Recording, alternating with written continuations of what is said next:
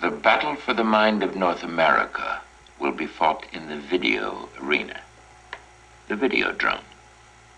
The television screen is the retina of the mind's eye. Therefore, the television screen is part of the physical structure of the brain. Therefore, whatever appears on the television screen emerges as raw experience for those who watch it.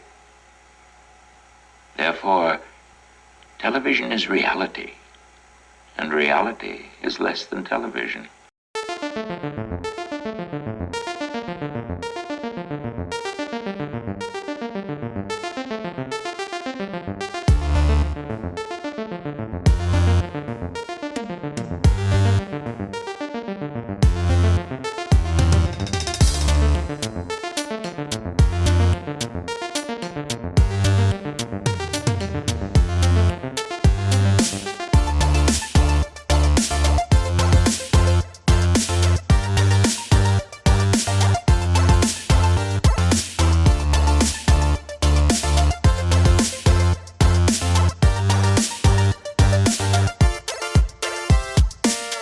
Hello, everyone, and welcome back to the Footy Dashi podcast. I'm Nicholas. I'm here with Lauren. Say hello, Lauren.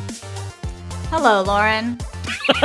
I had when you paused, I knew you were going to do that. You're like, you're damn thinking of something. I was thinking of something. Also, I wanted to shout out to the Zencaster audio bar where it already looks like my audio is way better, and I am so exciting. Yeah. So, today we wanted to talk about virtual reality. Ooh. So Not spooky. It's not even a Halloween episode. Yeah. We kind of already did our Halloween thing already. We are recording this like at the end of October, so that's part of why we're in a spooky mood. But the reason why I specifically wanted to talk about VR, the many, many trials and travails of virtual reality, it's because we're going to do a topical episode. We rarely do topical episodes. We mostly just talk about whatever we feel like. But given the fact that recently a certain company formerly known as Facebook, I'm never going to call it Meta, has had a few problems, shall we speak, with its stock price, largely as a result of its attempts to sort of pivot towards the quote-unquote metaverse.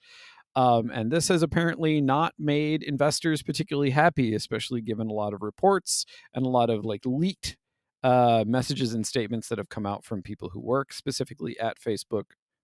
Again, not going to call it Meta. As a result of what seems to be, so when Lauren and I were talking about this beforehand, I described it as the failure of VR, and I know Lauren is going to bristle at that characterization.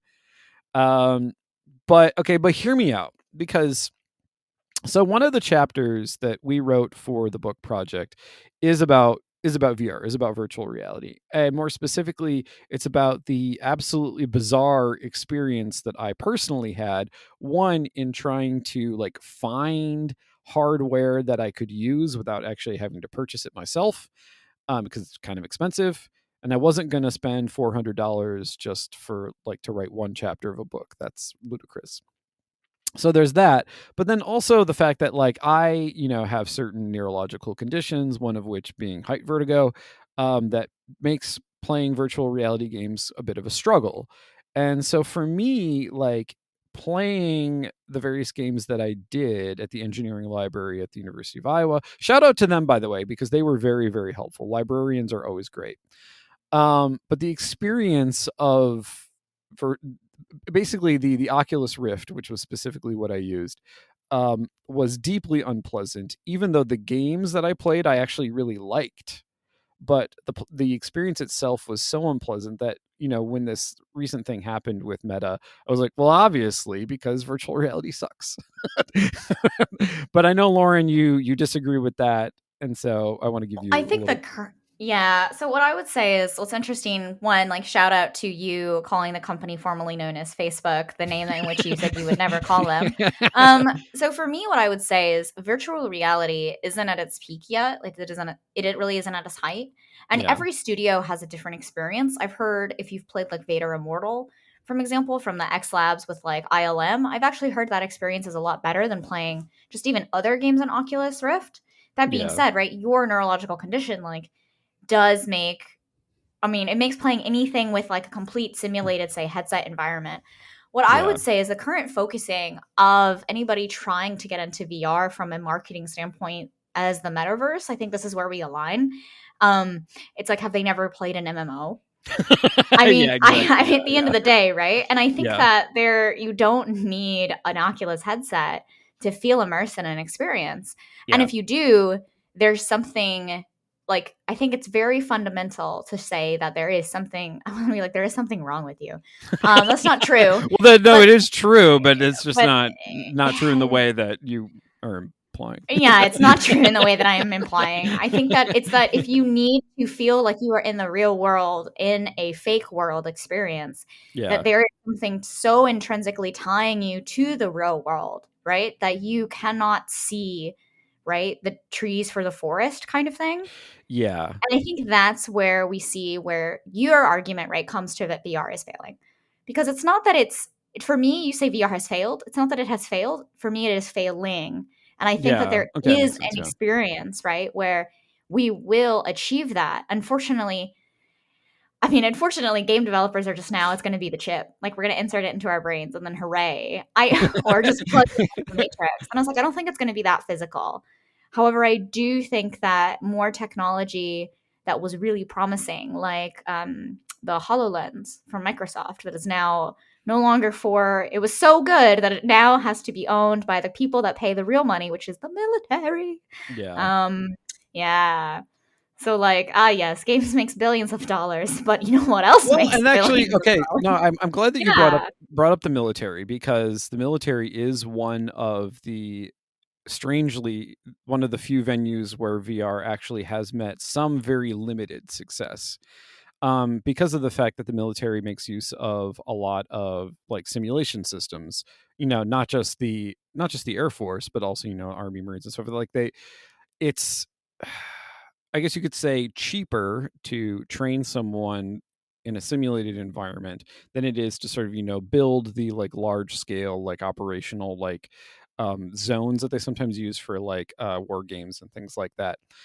This is not to sort of, I don't know.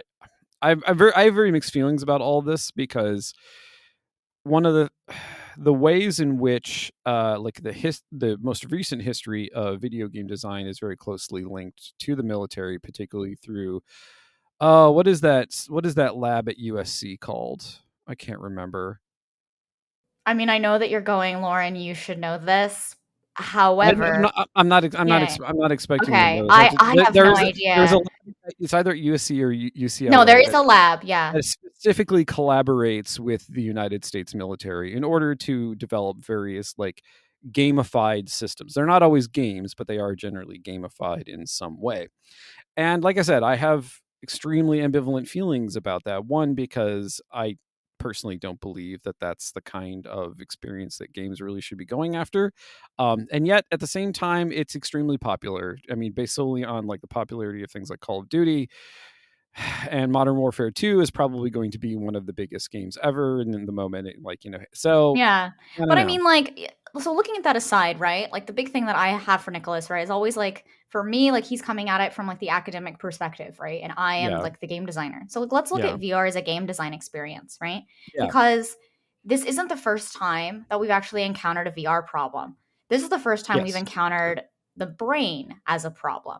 And the reason why I say this is because the body as a controller is the necessary like evil of VR. And I call it an evil because the body as a controller is in things like Dance Dance Revolution, arcade machines, right? Things where you have a screen and you're following very specific prompts. The Wii, right? The Wii revolutionized the body as a controller, right? Why hasn't Nintendo done VR yet? Maybe they will, right? Like, they're going to create the Wii and it's going to be Wii VR. I don't know. It won't be called that because Nintendo's marketing team is much better than Lauren coming up with something in 2 minutes. But the point being, right, is if we break it down into its game design like philosophies, virtual reality has like these 3 principles as a game designer, right? And that's inherent to the nature of virtual reality. As your body is the controller, right? Yeah. The haptic feedback is limited to very specific, say, controls that you must create. Yeah. And third, right, is that your eyes are the screen, right? Now Yeah. you're probably going like, Lauren, you're kind of just describing like walking around in the real world. And I am, because now the academic problem is the simulacrum of the simulation, right? Is like, what Yeah. are you trying to recreate? And the Yeah. military applications of this that Nicholas points out are not just in so much the, like, they're not an escape. It's not Skyrim. It's a very practical and very like real, right? Simulacrum for something where your body is the controller as a soldier, your eyes Yeah. are the screen, right? Microsoft's HoloLens now has the HUD for Call of Duty as you go out to war. Yeah. And I mean, okay, I'm saying that I actually don't have any contacts there. Please don't find me. But it could. Right? It easily Yeah. could. It easily could. Yeah. It easily could, right? And then the haptic feedback is literally the weapon that you are carrying, right? Yeah. Whether it's like in a simulated like environment that you do for practicing at boot camps, right?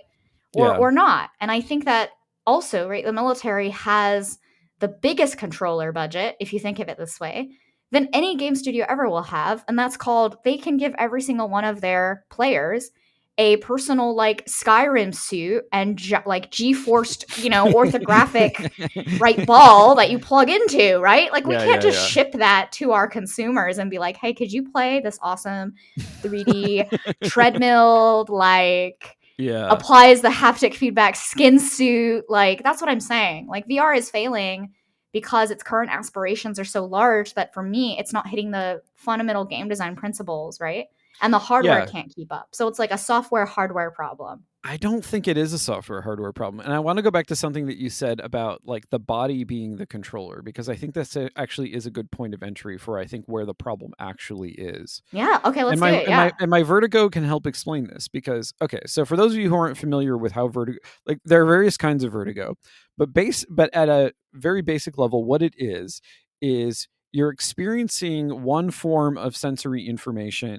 Well, actually, no, that's not true. At all times, your body is taking in various forms of sensory input, either through the eyes, your basic senses, but also like various forms of touch. You also have various like homeostatic things, like in terms of balance and so forth.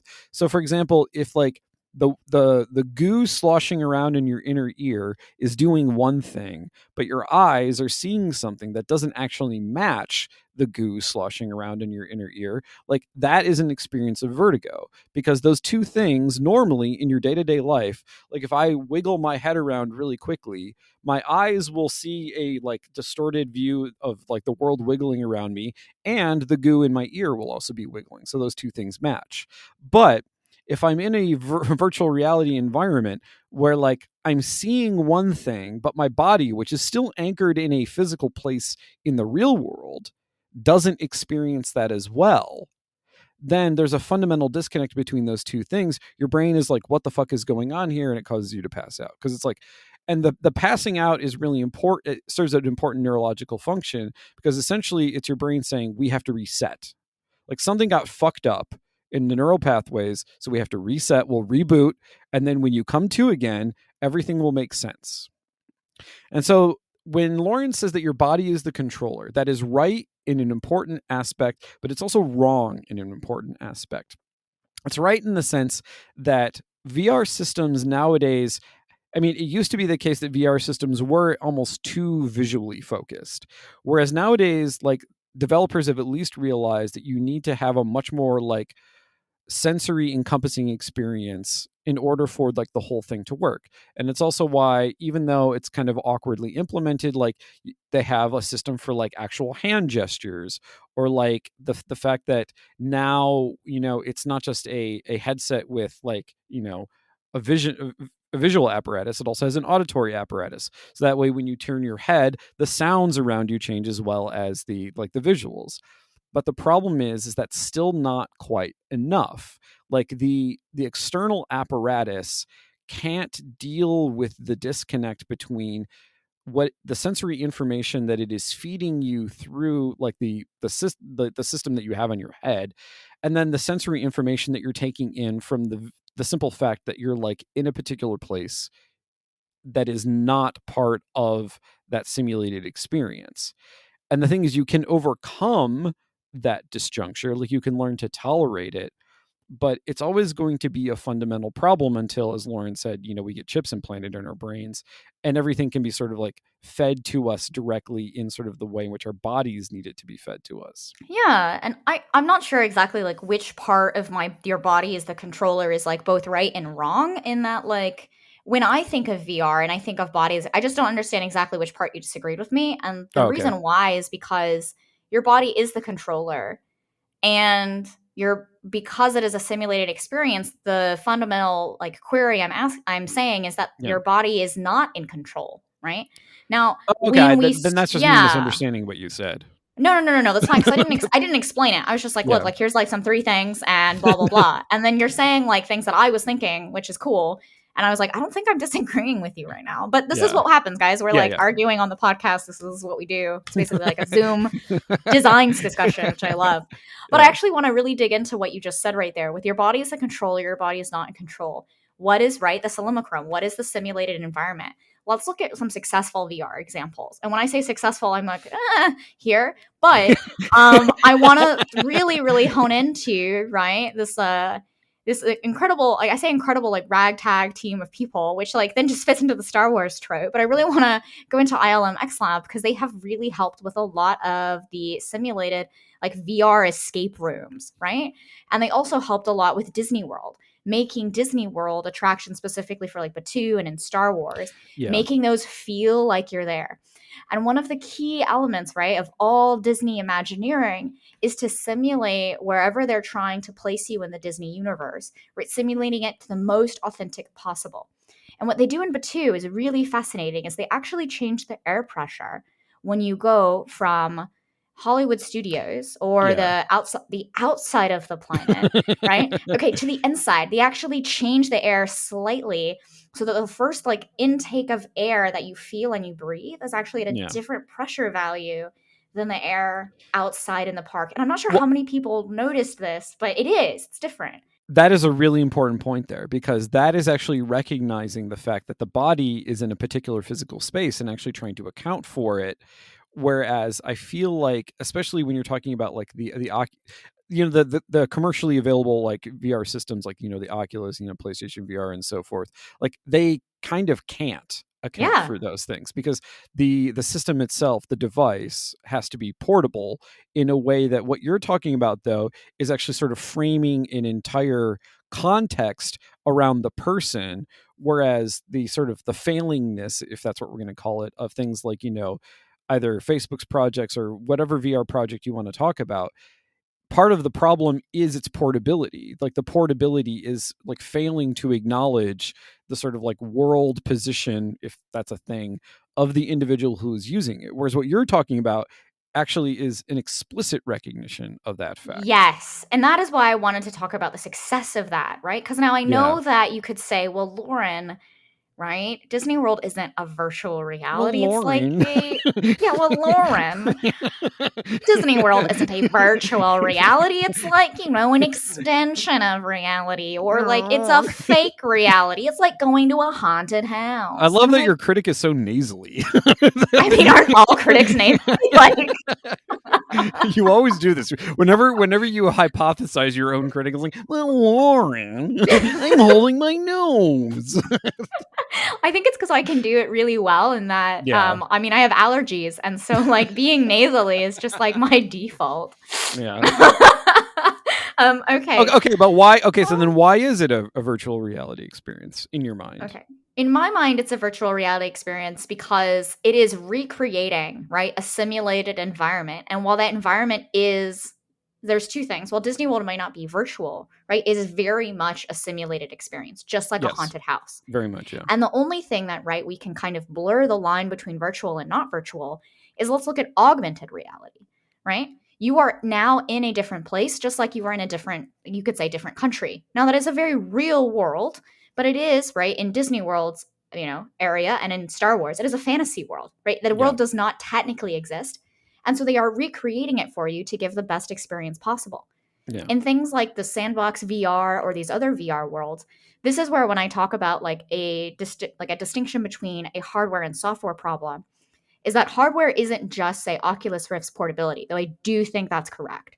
like it being portable, like dramatically, right, decreases what you're actually able to do. Yeah. Hardware to me also means, right, the fans that are in Sandbox VR that blow the winds when you're like pirates defeating the zombies or something. And like Yeah. everyone feels the wind from the same direction, right? And that's incredibly important in a multiplayer experience. And so this is kind of bridging to our original gap, right? Of Yeah. the metaverse and trying to create like an extension where I was like, have you not played an MMO? Is that even if we Or had Second Life for that matter. or Second Life or IMVU or Yeah, yeah. AOL. I mean, come on, like Yeah. have you never? That's what I'm saying. And honestly, there are the normal people of the world that really do not understand why people might love Skyrim, right? Or want to escape. And we look at this with Quantic Foundry and other like player motivation profiles, right? Where it's like, why do you enjoy this game? Why do you enjoy this game? And like what they found is that, wow, people are different and enjoy games for different reasons. Oh my gosh, wow. Sorry. Yeah. I actually really respect Quantic Foundry. So if any of you are listening, thank you so much for all your research. I really appreciate you. But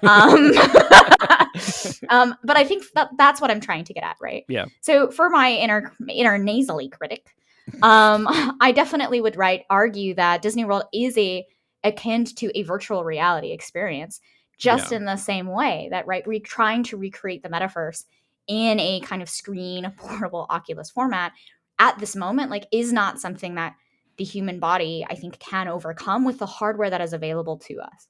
Yeah. And that there are some successes of virtual reality, either in multiplayer or in simulated like real world, right, environments. And a lot of it comes from theater, right? A lot of it comes from trying to figure out how to use existing technology in unique ways, right? To recreate the experiences that we, at the end of the day, right? We think that a planet would be this way. We think that Star Wars would, right? Does that make sense? Like you're imagining this fictional universe, you know? Well, I think in many ways, I'm gonna posit a thesis here that I think part of maybe the problem with VR as it's currently constituted technologically, with the obvious exception of the sort of, I guess you could say, like simulated experiences that you get within modern amusement parks. It's possible that the problem with VR is that it splits the difference too much. In other words, because one of the things that I noticed, at the risk of giving away the goods from the book, although this isn't the entirety of the argument, so you'll still have to buy the book. One of the games that I played that I actually had the least problems with was Lone Echo. And the reason why I had the least problem with it is because it wasn't actually trying to simulate a human body. It actually was a very dissociated experience. And so, like, I didn't experience the sort of the dysphoria that you would, or sorry, that I would typically when, like, I was doing the things like, the little tutorial thing in Oculus, or even in a game like Beat Saber, where, because it hypothesizes a human body as sort of like, the central like gameplay subject, or the central like avatar, like in those instances I felt a greater experience of vertigo precisely because there was this like attachment to my own sense of my body, and then what is sort of like being hypothesized in the game. Whereas in the case of Lone Echo, what is hypothesized in the game is completely different from a human body. And so it's unique traversal mechanics and like all of that stuff, because it doesn't feel like being in yourself. Like I never had that, because like I said before, the problem is that sense of like the disconnect between what you're seeing, between the sensory information you're being fed and the other sensory information that your body is providing. Whereas if your body like knows that those two things aren't supposed to be related in any way, then it's easier to sort of like tolerate or get past whatever, I guess you could say, like, nausea inducing things that might happen. Whereas in situations where it's like you're playing a game, like I haven't actually played Half-Life Alyx because it was too expensive for me to buy just solely for the purposes of writing this chapter. But when you're supposed to be more like a human being, a human person acting in those environments, then the disconnect comes into play precisely because your body is like, okay, this is supposed to be like a human body, but it doesn't feel like a human body. Whereas in other cases, if it's not telling you that this is supposed to be a human body, then your body won't object to it, viscerally in that way that it often can. And so I think that's part of, and so then what you're talking about, Lauren, is then sort of the flip side of that. The reason why it works is precisely because it's gone the complete other direction. Rather than dissociating, it's recognizing, it's trying to be more associated. It's trying to sort of like be a more perfect encapsulation of the total body experience of a simulation. In other words, trying to be more like a holodeck than, you know, a VR headset, you know, if we want an analogy. Yeah, and I think that's why I said let's just look at it from a game design perspective, because like those three principles, right, are I'm not trying to say like these tried and true methods for success, right? What I'm saying is these are the three principles like I have seen when we Yeah. are designing for VR games. And I think what Nicholas is pointing out here is something really astute, which is that the games that are successful right now in VR with the limited technology are not trying to recreate the human body experience, which is incredibly limited to those of the developers, right? Unless you can Yeah. get like a human body of every single person, right? Yeah. Like, Yeah, there's something to fundamentally design for this. ableist about a lot of Yes, VR there's development. exactly. Yeah. So knowing that, right, is that if the experience of VR will be successful as it recognizes what it actually has control over, right? Yeah. And I think that the experiences that are total body experiences, like I think this is a aspiration, right? Like Yeah. I would love to, like I was the dot hack fan, right? Like Sword Art Yeah. Online, like anything where it's like I am completely immersed in this very fantasy world and this cool experience, right? Hopefully I am not trapped and or like at risk of dying for real. But like at least, right, like there's something really exciting about being lost in a fantasy world. And that's why I kind of brought up Skyrim, because people have tried to play Skyrim in VR, because it is, and Yeah. have like the giant treadmills and like now you're running around and like doing all of these things. And Yeah. I think that there is something really aspirational about that, because we can't just go, you could LARP, okay, Yeah. with your friends, but you have to like organize the event and find the LARPers, and then do you have real swords, and like no, you don't use real swords, and then like there's Yeah. something haptically, you can recreate that in like a role play setting. But like having enough people doing that is much greater in a virtual setting, where the conceit of, well, now I am randomly in Skyrim and actually have magic and I can physically see things, right? Like, why is that not an aspiration, right? Who doesn't want to be, a wizard, Harry?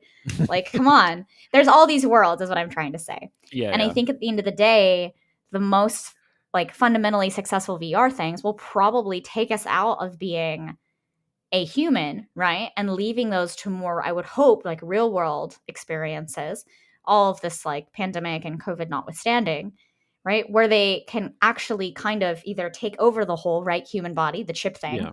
Yeah. or, right, you play the camera, right? That's following another adventurer, Yeah.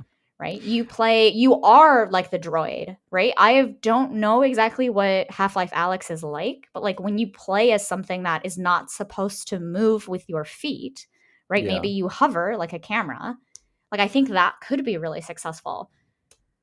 Well, so the thing is, like in games where you actually, so in Lone Echo, the traversal mechanics, because you're in zero gravity the entire time, you literally do have to like physically grab onto like something in the virtual environment and like push yourself off of it. Otherwise, you also have on the controls there are It's pretty clever. Yeah, I actually well, haven't played no, Lone well, Echo. it uses that, but also there are like little hand thrusters that you have as well. If you're just like free floating around and you need to move towards something, you can actually have like, I believe it. I can't remember. I think it is the triggers are for the little like thrusters that will move you in through Well, I think space. what's That way you can get interesting to is that stuff. like the VR games that I have prototyped with like other developers, whether it's in a professional setting or unprofessional, like unprofessional being like game jams. Sorry, wow. Still a professional You're setting, but so so unprofessional, unprofessional. Lauren. Whether I have gotten paid for it with money, or not gotten paid for it and paid for it itself with my time.